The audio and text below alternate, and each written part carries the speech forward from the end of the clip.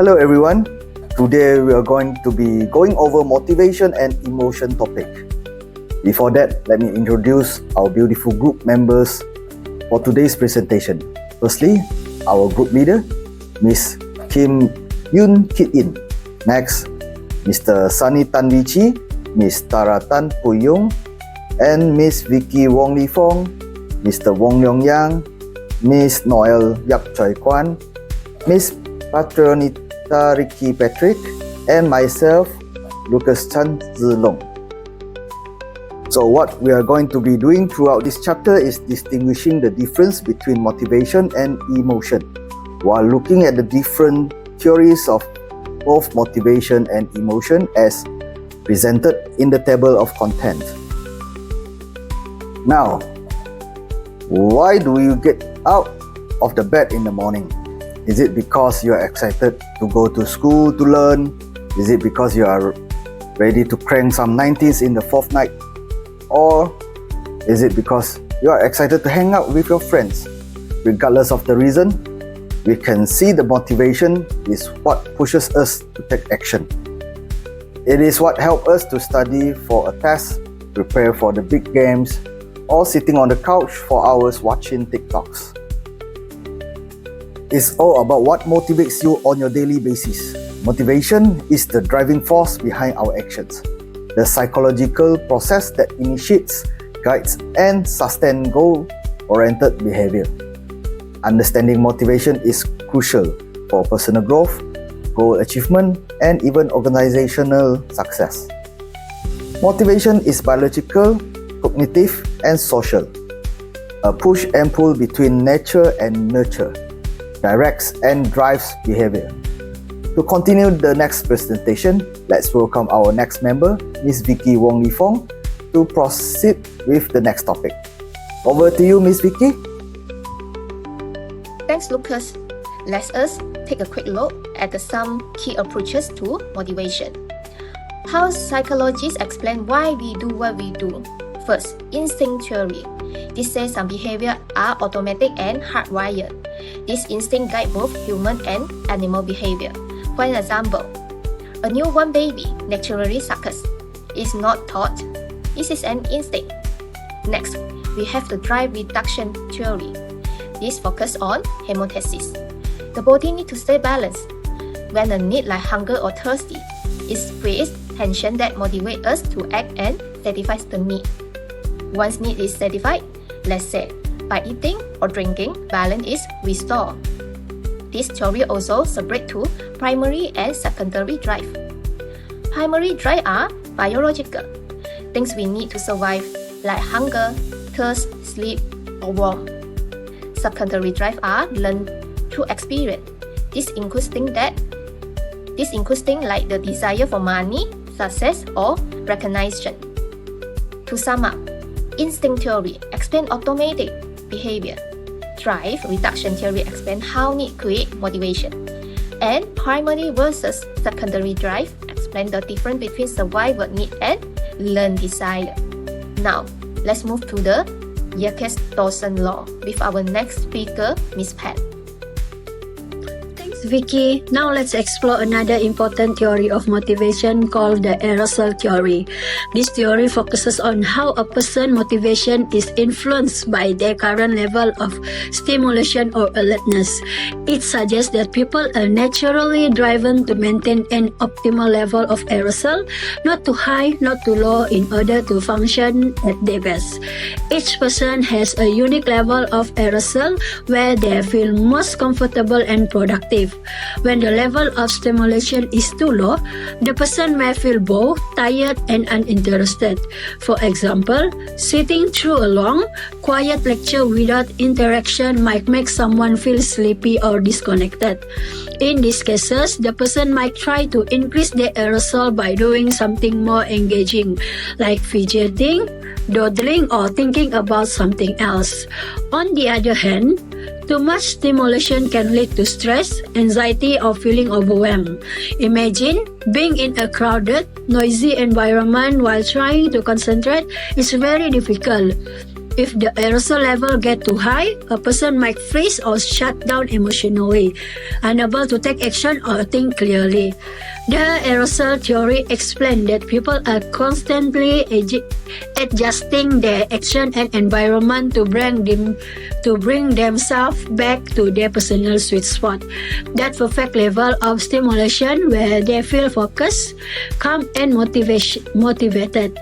This balance helps us stay productive and emotionally balanced in our daily life. The Jacques-Dodson law said that our performance improves as our arousal or stress level increases, but only to a certain point. After that, if arousal keeps going up, performance starts to drop. We can see this in a graph. The y-axis shows performance and the x-axis shows arousal.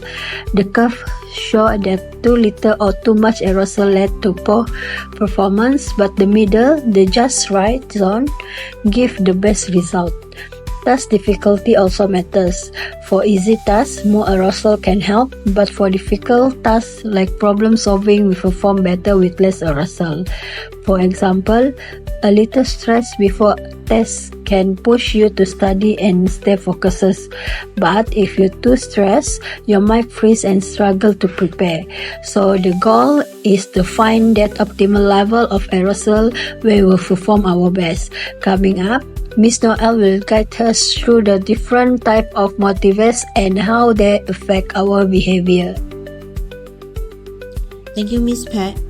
Motivation consists of biological, emotional, social, and cognitive forces, all of which influence an individual to take action.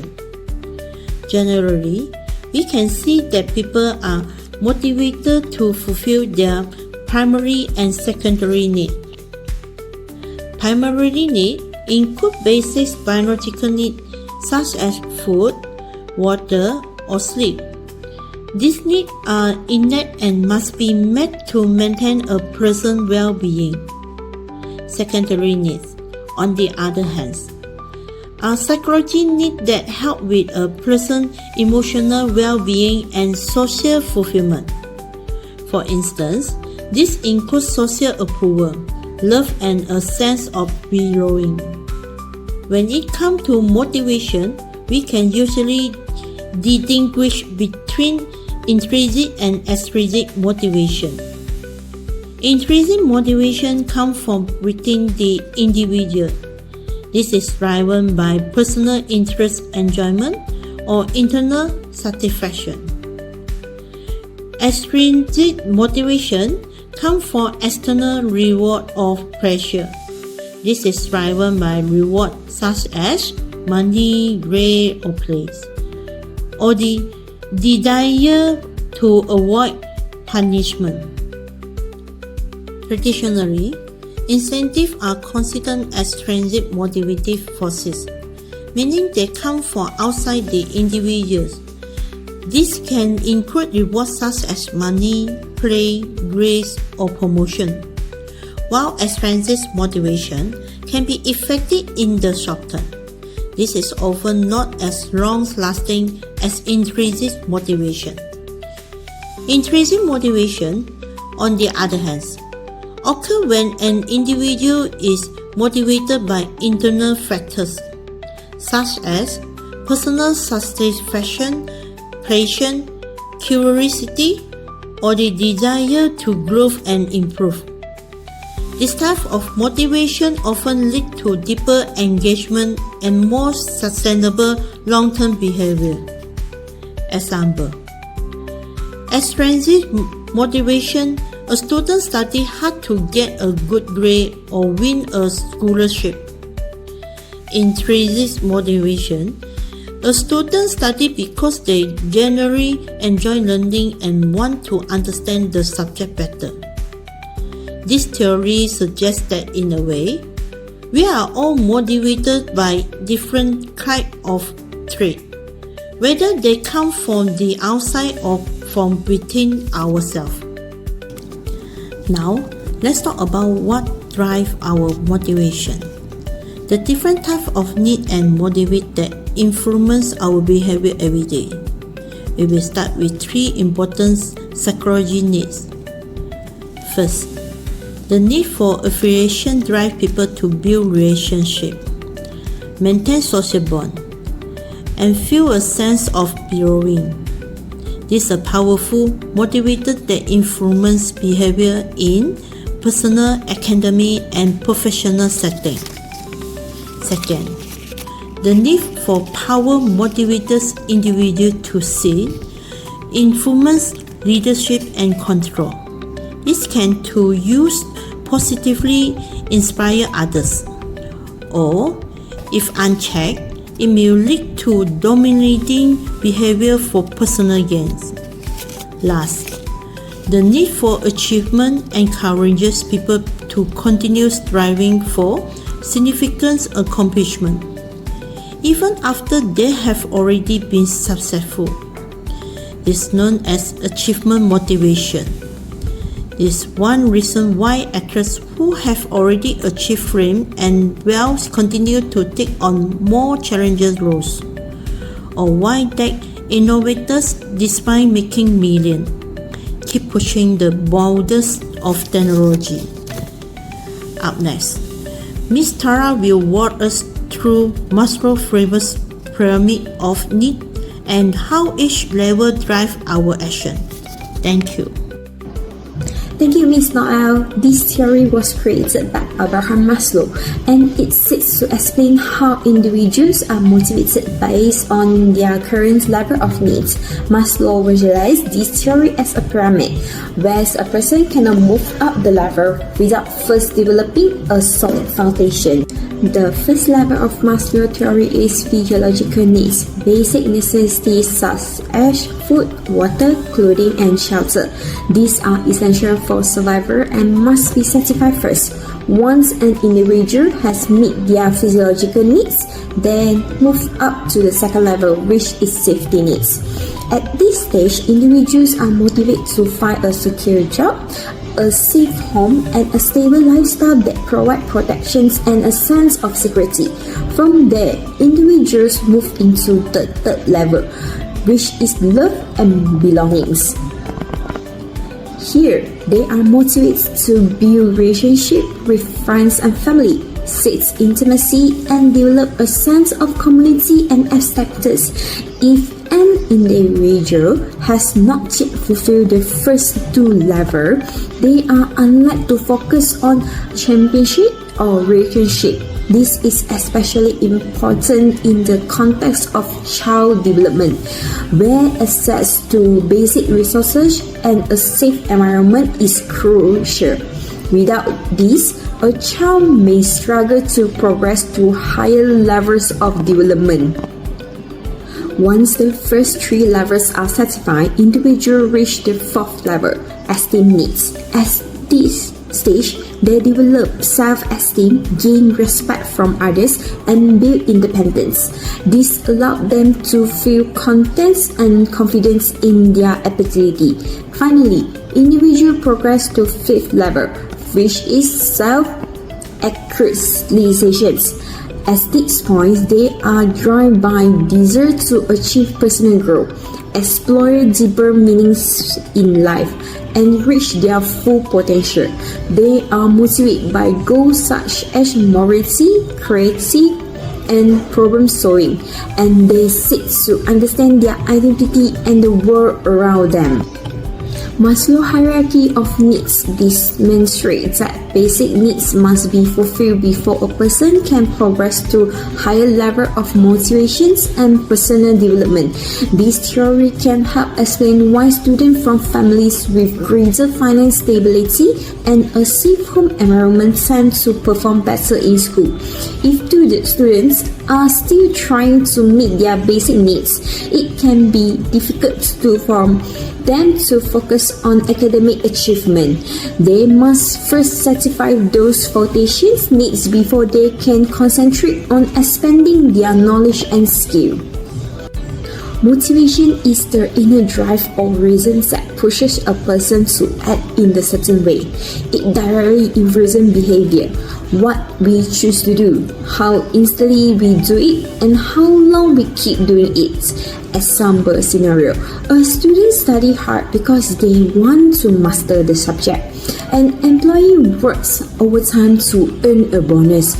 A hungry person looks for food to satisfy a biological needs. Motivation is the driving force behind behavior. Without motivations, behavior lacks purpose, directions, and energy. Up next, Mr. Wong will help us understand what emotions are and how they relate to motivations. Thank you, Miss Tara. Now we have theory to support why we do what we do, but how do we feel the way we feel? Emotion. Emotion, which is also known as affect, is a complex psychological state that involves a variety of psychological response. A person's emotions are impacted by internal factors such as bodily change, a person's thought and memories, as well as external factors such as environmental situation, social interaction, and sensory stimuli. So, what exactly is an emotion? Emotion is more than just a feeling. Psychologists define it as a conscious experience that includes physical arousal, the way your body reacts, expressive behavior, how you show it, and your personal awareness, how you label the feeling. Let's break it down into the three main components of emotion. The first, physiological arousal. This is how your body physically reacts to an emotion. For example, when you feel nervous, your heart races, your hand may sweat, and your breathing becomes faster. These changes are triggered by the sympathetic nervous system, the same system that prepares you for fight or flight. Second, behavioral expression. This is how we show our emotion through body language or facial expression. For example, smiling when happy, frowning when upset, or crying when sad. These expressions help others understand how we are feeling, even without saying a word. Third, cognitive labeling. This is our inner awareness, how we name or understand the emotion. For instance, when your heart races before a performance, you may label that as excitement or anxiety, depending on the situation. So, in summary, emotion involve what we feel, how we act, and how we understand those reactions. People have been trying to better understand emotion for a long time. We can see a variety of early 20th century theories that sought to shed light on emotions. Some of the theories are the common sense theory, James-Lange Theory, Cannonball Theory, and the Schachter-Singer Theory. As we discuss these theories, notice how the perspectives differ and how they contribute to our understanding of emotion. And up next, Ms. Kim will explain 4 major theories that help us understand how emotion actually works in the brain and body. Okay, thank you, Mr. Wong. Let's go through this slide together. The first theory is common sense, which states that when an arousal situation, you will experience fear emotions, then followed by heart pounding and sweating. Example, when you see a snake, you feel fear and your body will react. So it means that emotions causes the bodily reactions. So when it comes to the James-Lange Theory, it states that we have an arousal situations, then we will have the physiological experience of the heart pounding and the sweating, and then we will have the experience of the fear emotions. So when the event is happen or the arousal situations, then we have the physiological response, and then we have the emotions. Let's say, for example, you see the snake, then your body start to reacting, so tell you that I must be afraid. So your heart will start pounding and sweating. Then you begin to shake. Means that emotion is a result of the interpreting your bodily changes. Now, the Cannonball Theory states that we have these arousal situations, and then we have both the heart racing, sweating, and physiological arousal happening at the same time. So instead of happening in a sequence. Say for example, you saw a snake, it scared you, and then when this happened, your heart will racing, sweating, and you feel the fear at the same time. This is the unlikely the James-Lange Theory states that your heart would pounding first, then only you will get afraid. There was also some theories such as the Shatter signal, two-factor theory, which took a different approach, emphasizing that individuals experience emotions due to physiological arousal and cognitive labeling, which means we have a particular arousing situations like seeing a snake, you have the heart pounding and sweating, and then we will label it or appraise it. Okay, so what's happened at the same time is the physiological response as well as we are labeling it in a moment. Is this the situation to be scared of or not? And then we will experience the emotions. Then this visual diagram maybe can help you to clearly understand that the four theories entirely that I shared just now. Okay, let's dive into how our brain handles fear and anxiety, emotions that are essential for survival. At the center of fear processing is the amygdala, often called the brain's alarm systems. Inside it, the basolateral complex connects with many sensory areas and help with learning through classical conditioning and attaching emotions to memories. Another part, the central nucleus, help with attentions and send the signal to the hypothalamus and brain stems, which control the autonomic system like heart rate and the endocrine system like hormone release. Nearby the hippocampus like memory and mood. Studies show that people with PTSD often have a smaller hippocampus, which can affect the emotional control. Our brain processes emotions in two ways. The high root is slower and thoughtful. A fear signal travels from the thalamus, sent to the sensory cortex, then come to prefrontal cortex, and finally go to amygdala. This gives us time to analyze the situations, whereas the low roots is fast and automatic. The signals go straight from the thalamus to the amygdala, triggering fear before we even think. So these two tracks work together, helping us react quickly and also reflect when needed.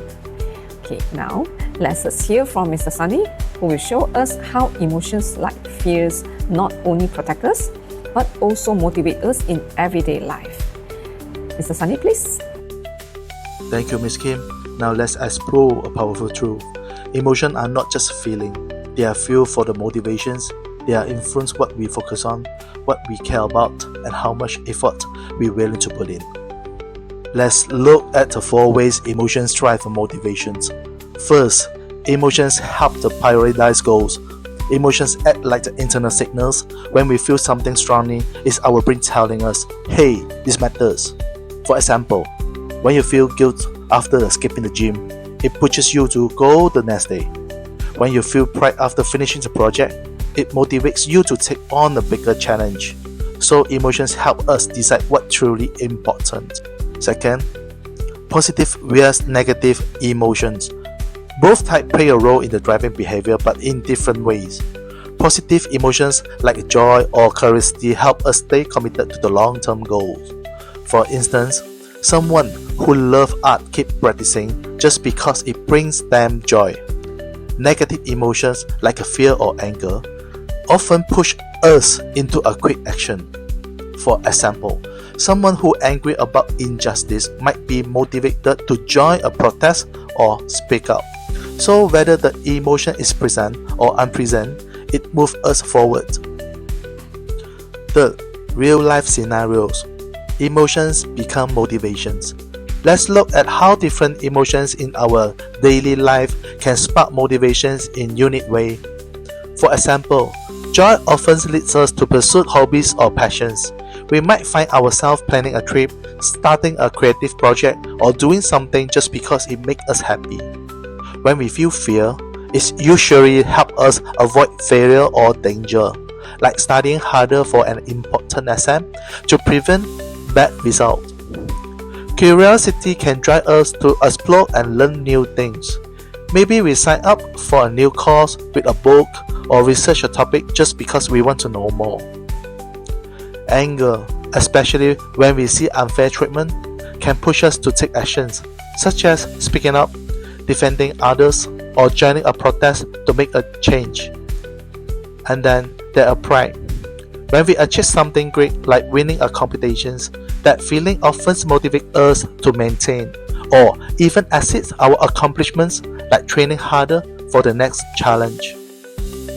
So, whether the emotion is present or instant, it becomes the energy that fuels what we do next.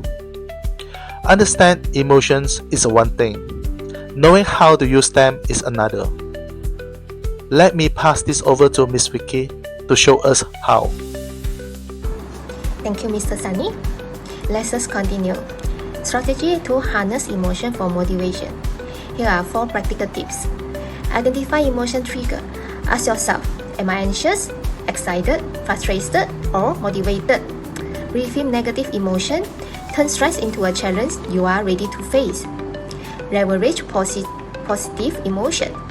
Let patience and joy lead your action. Set emotion. Align goal. Choose goals that make you feel truly alive and connected. Emotion shape our motivation. If we can learn to understand and manage our emotion, we unlock the ability to stay motivated, focused, and fulfilled. In conclusion, motivation and emotion are deeply interconnected. Motivation is what drives us to act. It's given us direction and purpose. Emotion, on the other hand, is the fuel behind that drive. Emotions like excitement, passion, or even frustration can energize us and push us toward our goals. In fact, without emotion energy, motivation can lose its momentum. Understanding our emotion, why we feel a certain way and how those feelings influence our behavior, this helps us stay on track. Learning to regulate emotion like calming anxiety, managing anger, or staying focused under stress, this can strengthen our ability to stay motivated, especially during setback. It's not just about staying positive, but about staying emotional, aware, and resilient. You know, every great journey begins with a spark, a single reason to start, not just the what or the how, but the why. That burning fire inside you when things is getting tough, that reminder of who you are doing it for, that's what keeps you going. Because remember this, motivation started, emotion drives it. Thank you for staying with us until now. Hope to see you guys soon. Thank you.